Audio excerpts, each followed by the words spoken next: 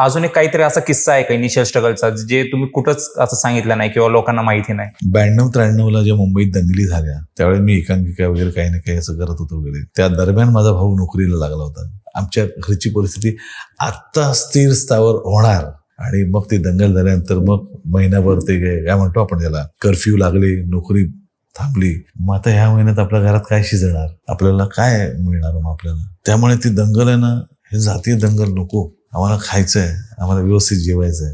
मी आज कोणाला सांगितलं तरी खरं वाटणार नाही, एवढ्या परिस्थितीतून मी आला. माझी आजी त्याच्या आधीच गेली तिथं, 92-93 दंगलीच्या आधीच गेली माझी आई.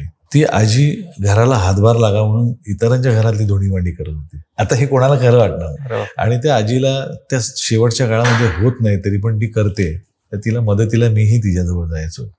काय करू शकतो, ही घासून झालेली भांडी आपण ज्यांची कोणाची येते द्यायला जायचो. मी करत होतो. मी आजवर हे कुठेच याचं भांडवल केलं नाही किंवा काय. मला असं नेहमीच वाटतं की आता अशाच परिस्थितीत आपण जन्माला आलो, त्याला काय करायचं.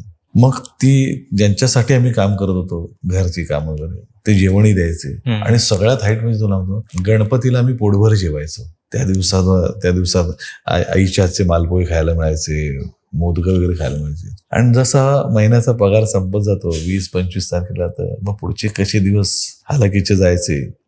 मिळतंय न मिळतंय अशा परिस्थितीत